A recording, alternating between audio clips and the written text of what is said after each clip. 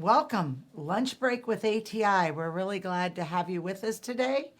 I'm Meg Osborne. I'm the Marketing and Development Director for Actors Theater of Indiana. And today I'm quite excited to have Kent Lewis with us. He is, do I need to add your middle initial? Kent M. Lewis, yes. Kent M. Equity wants Lewis. you to say that. Yes, I wanted to make sure I caught that. And he is behind our newest and actually quite successful Ring of Fire, the music of Johnny Cash, that's performing at the Studio Theater right now. That's right. And I'm going to ask you, Kent, tell me your backstory with the Johnny Cash show. Well, my background is there's a piano, there's a bunch of posters, and my background. I come from the suburbs of Chicago. Johnny Cash comes from Dyess, Arkansas. Yeah. It's a long way away, but we happen to be eighth cousins. Oh, really? Yeah, I did all that DNA No wonder stuff, your and, voice sounds so much there's- like yeah, his. And I'm about half Scottish, and he's pretty Scottish, and so That's cool. that might be part of it. Yes, So- that's a fun fact. People Fun don't fact. know. Yeah, but Johnny Cash was on the record player when I was a kid. We had the 45 of Folsom Prison Blues, and then we also had the 45 of A Boy Named Sue, and we loved to play that one. And I really don't know. I may have memorized those words long before I ever came in contact with this show. And, Yeah. my daddy left home when I was 3. Everybody goes, "Oh, this one." Yes, Yeah. they know immediately. Well, I know in the show, and I won't say when, but when it plays, the crowd, the minute you say, "My dad," the crowd, Everyone's, and they erupt, and they're Yeah. so excited. So Yeah. on Thursday night on dress rehearsal, we invite all the nursing homes and the different Which is resident so centers, fantastic. and to I love hear that. them and how excited they all were. It just brought so much excitement to my heart for ATI, for them, for the community, the outreach. Yeah, I think performing at old folks' homes, I'm not sure what we call them these days. Yeah, the resident terminology, centers. resident center, is just the greatest. Because that's our best resource, is the experience and the love and the understanding that comes from our from the generation that did their time. Yes. And is now Right. deserving their retirement. And my mother, who just passed away, Oh, I'm sorry. during the rehearsals, actually. Oh, actually, Yeah. I did hear that, and I'm Yeah, sorry. or just before. But they graciously allowed me to go up and go to her memorial. But I visited her just before, and she was forgetting a lot of things. Mm-hmm. But if you sang her a song from her time, she knew all the words. And she understood. This is something I found fascinating, is that she knew all the jokes. We could try to explain something about how a light switch works and turn that on, or that's Yeah. your fork. Difficult. But if you said, knock, knock, who's there, and so Yeah. on, she would get Just- it. Yeah. So I love that we humans, the grace is that you get to keep your sense of humor and all the songs you already know. No, that's right. You know what? And that's good. take it. And it's funny you mentioned that, because a couple of days ago I was talking to an elderly woman, and we were talking. I said, I'm not at all a singer or state theater, but I do remember in 3rd grade I got to do a solo, and I could repeat the entire song. Right. I'm 64 years old, 3rd grade. Mm-hmm. My only claim to fame of singing, and I still Well, know that song. No, Carmel no, is waiting. no, but it is exactly what you're saying. You Yeah. do remember Yeah, that stays those something little about funny that. things. And that's, I think, why getting off in education, but they teach in songs sometimes, rhythms, Yeah. and Oh. for the little kids, ABCs I and will all. always know the preamble to the Constitution because of Schoolhouse Rock and Yes. we the people of the United States, Yes. in order to form a more perfect, right? You'll always remember that. You So, always will. yeah. And that's part of that learning, I think, tool to help us.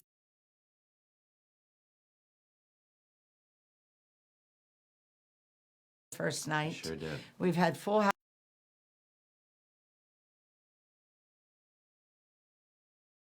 The beauty of this show, when I direct, and it was a privilege to direct the cast and the crew in this one, I like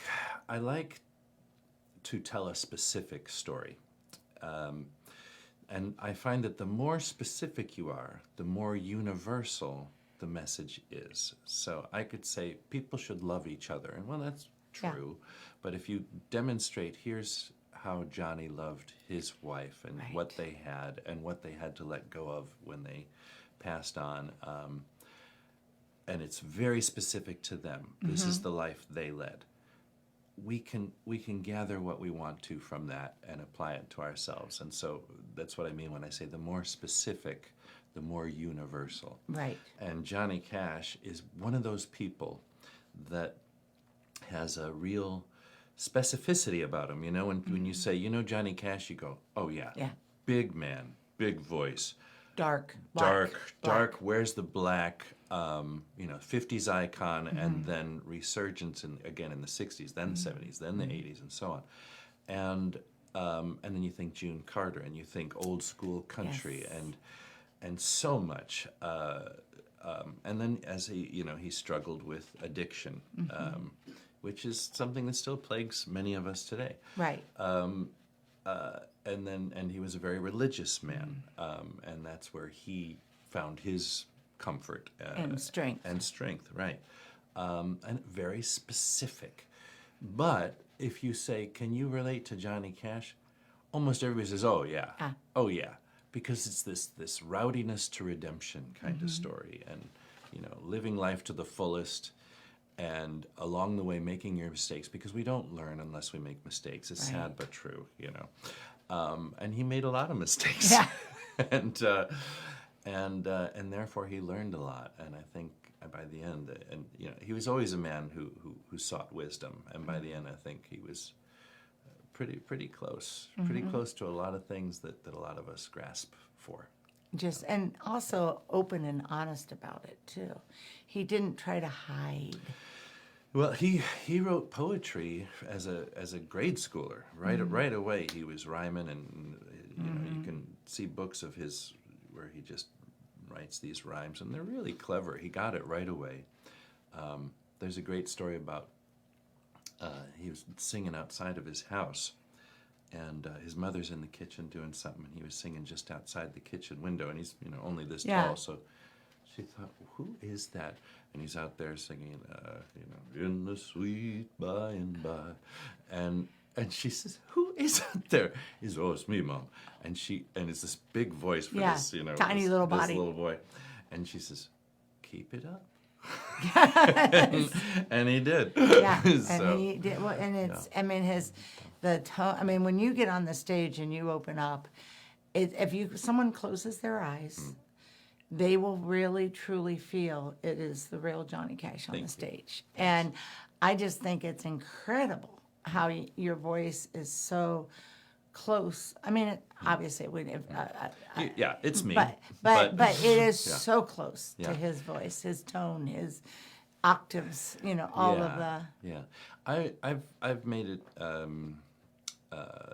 I felt it was important to get his phrasing. Yeah. People often cite Frank Sinatra, Barbra Streisand, and taking nothing away from them, fantastic phrasers. Yeah.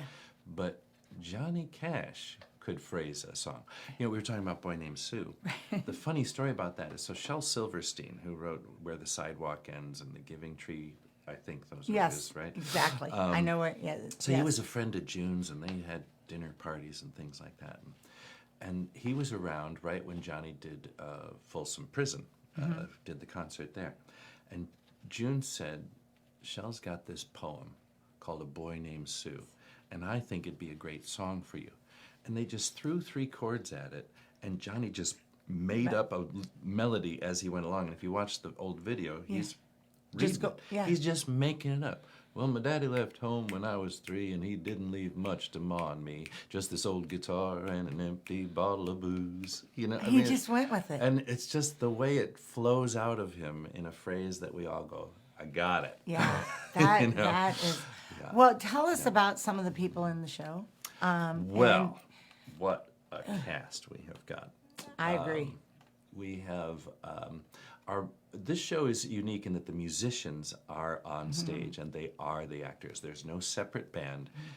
Everybody plays a guitar or a mandolin or a banjo or a piano or an upright bass, and they come out, and what you see is what you get. Everything they play is live. Yeah. There's, I love how the pianist Nathan Perry is the music director, but he's He's also also the- our station master. yeah, in the way station we tell in the show, story. and he walks with his lantern, yeah. lantern, and Yeah. I think that is so neat. Yeah. Addition to the feel of the show. Thank you. That- So yeah, Nathan Perry is our music director, and he also plays the station master. The way this story is told is Johnny has just come to that last stop, as we say, and he's looking back at his life and taking one last look before he heads to the promised land, or the ultimate destination Right. station, and In the Nathan sky. is sort of that spiritual guide that sort of leads some of the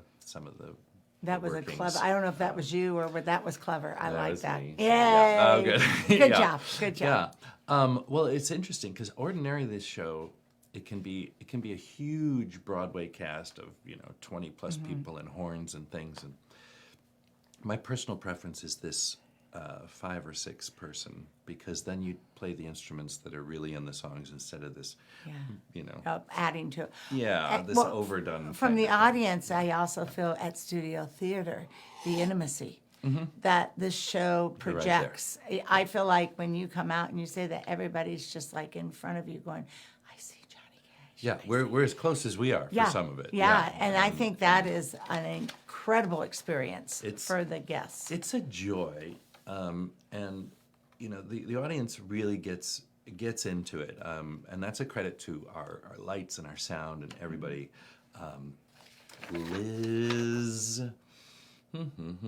Liz Kroll is our lighting designer. She's done a fantastic has. job of making it feel like a morning and a thunderstorm, Oh, and, that, and a train station in heaven, and the Grand Ole Opry. We've got Bernie Killian, our scenic designer, who He is has put up an fabulous. amazing platformed train station with He railroad is tracks. just fabulous. And we've got all these props that are little memories of Johnny's life.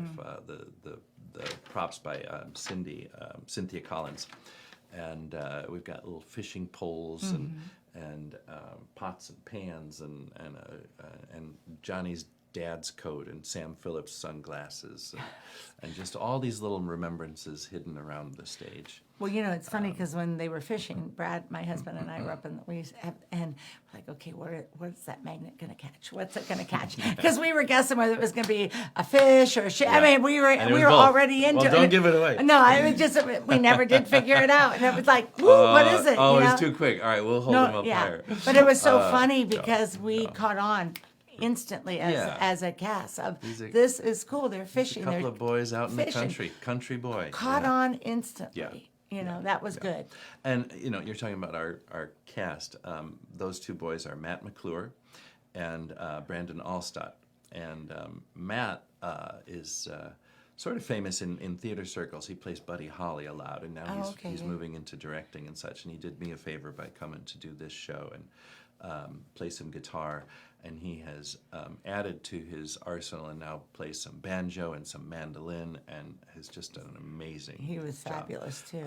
And Brandon, who local audiences Yes. may remember from $1 Million Quartet. We all love him As as Johnny Cash. Cash, I mean, yeah. if you ask anybody locally Yeah. who's Johnny Cash, oh, well, Brandon. Brandon also. Oh, I yeah. mean, they immediately. Well, he couldn't be more strong or more silent. He is a lovely person, and very, very. What do the kids say now? He's very demure. He Yes.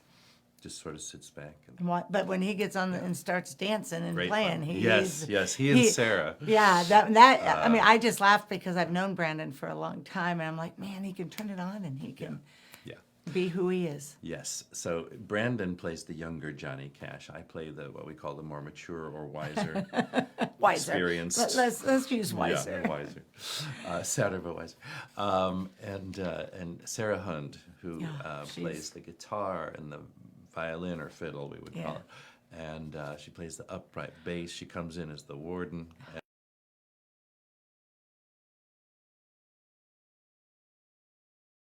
Great personality. Oh, she sings, is. Sings a storm. But she and Brandon do the heavy lifting at the Grand Ole Opry section, and they're sort of young Johnny and June falling in love, and they're just so cute to watch. It's such Yeah. cute. There are a couple little clippets on the Facebook of ATI. Check them out. Check them out and then buy your tickets. Yeah.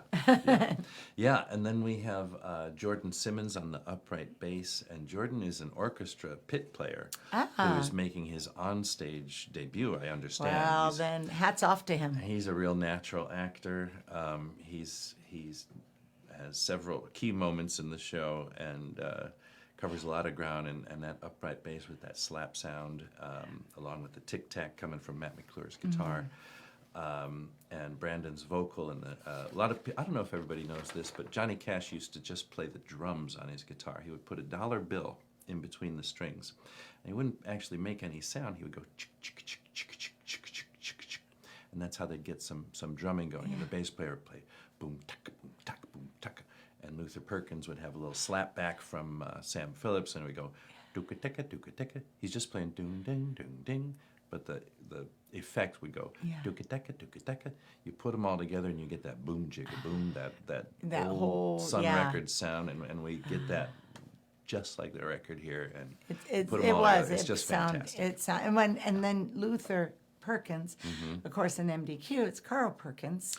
Are they related? No. Okay, that's what somebody up in the That's a stand. great question. Up where I was with all the people I Yeah. was sitting with, they're all like, "Oh, is that Carl Perkins' brother?" They may be related in some, ancestral way, but not in because an everybody immediate was way. putting the keys together of the MDQ show. Sam. Yeah, And then- Matt has played Carl Perkins in MDQ and done all Yeah. those riffs as well. But I'm yeah, just Luther curious. Now Perkins. I can tell my husband because that was a topic of conversation. Yeah, Luther and Marshall Grant was Johnny's bass player when he played with the Tennessee Two, and they stayed together the rest of their lives. And they were all three playing guitar and goofing around on Johnny's porch. The two other fellows worked at the auto mechanic. Whatever shop working. Yeah, mechanic shop, whatever, car parts, whatever. Why is that repair shop? Repair shop, So, got it. and they were friends of one of Johnny's brothers, and he said, "Hey, there's a couple of guys here who play guitar. You should get together with them." They did, but they all played guitar, and then they thought, "We're getting pretty good at this," and they thought, "We'll go down to Sun Records, Elvis and Sam Phillips. Yeah. We'll see what happens." And then they thought, "Well, we can't all just show up playing guitar," and so Luther got somebody to give him an electric guitar, the store owner, and just kind souls, and they didn't know what they were doing. And Marshall found somebody with an upright bass, and one of the tuning pegs you had to get a wrench, and they didn't know how to tune it, and they took a string off of a piano and put it on there, and they were Improvised. and that sound that they made was because they just didn't know what else to do. And it was still it was just so fabulous. unique and then specific and universal. Yeah. Isn't it amazing how things? I mean, I think so often someone sees somebody here, and they're like, "Well, they've been there since they started," and they don't understand the time, hours, Oh yeah. and things that didn't work and that did work, and to Yeah. get to where they got there. Yeah. Well. You don't start there. No, Johnny went door to door selling, I think, Bibles or all kinds of jobs, trying to take care of his family and things until the People music took off. knew who he was. Yeah. So, well, I highly recommend this show, and I've been with ATI for 8 years, and I've seen a lot of shows, and they're all been great, but this is outstanding. And so I sure hope everybody can get out to Studio Theater. They can see the show. We're this weekend, and next weekend we close the 29th. Tickets are, you can go to the box office, 317-843-3800. Have that memorized. What's that number again? 317-843-3800. 317-843-3800. There we go. See, right there. Now you'll remember. Now you'll remember it. And then there's a website. Yeah, there's a website, atistage.org. ATIstage.org, and they can pick their own seats. Right, they pick their own seats. And we have other shows coming up after Ring of Fire. We have She Loves Me, Who Done It, if you like a Clue type of mystery, but it's a musical. And then 9 to 5, Dolly Parton. We're going to Oh, bring great her stuff. alive on stage. So Johnny Cash to Dolly Parton in one season. That's a pretty good season. It's very unique. So is there anything else you would like to touch on for our Well, audience? I just like to say that it's a pleasure to be with ATI. They've taken great care of us. Don and Linda Goki have Yes. opened up their home and They're housed us, fabulous. a lot of out of town artists, and we've got about half and half out of towners and some local fantastic talent. Elaine Mancini and her husband have been Hosting. helping as well. Yep. There's so many people that bring this together behind the scenes, not just behind the scenes at the theater, but all around it. The takes money, takes people, takes energy, takes sweat, takes a lot of love, and that's here in spades. And I what's lovely is that funnels through us actors, and I think under those beautiful lights on that great stage, on that great set, you get to see it all right there. And a full house is a lot more fun, so let's make it full. It doesn't matter to me. You're there. Well, like, what is that great speech on Crispin's Day when King Henry says, he says, people will rue the day that they weren't here Yes. to do this with us. The right people come. And if we've got 3/4 of a house, it's the right people. Yeah. And people who want to be there will be there. If you love Johnny Cash, if you love theater, if you love a good story, if you love your family, come and spend some time with Johnny and his family, and you'll be glad you did. And one other point you said earlier to my son about this show. It's not really a show play. It's not a musical. What is it? It's I like to think of it a couple of different ways. One is, imagine you're lucky enough to go over to Johnny Cash's house, and he says, I've got these old photos I don't know what to do with, and he sort of spills them on the coffee table, and he says, oh, this here, that's where I met June at the Grand Ole Opry, and oh, this is Luther Perkins. When we first played for Sam, he didn't know what he was doing. I said, just play what you always play, and he's trying to show off. And this is my brother Jack. There was an accident, and Jack died when he was 14, and he'll tell you that story, and about the days after that without him, picking cotton and life on the farm, and how his father found this house, and how they thought they'd come to the promised land when they had their own house, Yes. and about, oh, this is the radio delivered by Sears and Roebuck, and I never wanted to do anything but listen to that radio. And so it's like that, but the overarching theme is he's at the pearly gates, and he says at the beginning, he says, the question is, that man who gets off at the last stop, is he a good man? And then at the end, maybe he finds out what's really important and what's maybe not as important. And all through music. There's a great line in the middle of it, a song called Flesh and Blood, and he says, love is all that will remain and grow from all this seed. Mother Nature's quite a lady, but you're the one I need. And he's talking about family. And I think that's what this play is about. Family. Yeah. And I love that. Yeah. So, well, thank you so much. We're thank so you. glad you're here. We're so glad you're on our stage. It's a pleasure. We're so glad that you're Johnny Cash. Thank you very much. Hello, I'm Johnny Cash. Yeah. Goodbye. Yeah, goodbye. We're glad to be with you at ATI Podcast. And Stay tuned next here in week, Carmel. and we'll have another exciting and interesting guest. Great. Nice being with you. Thank you.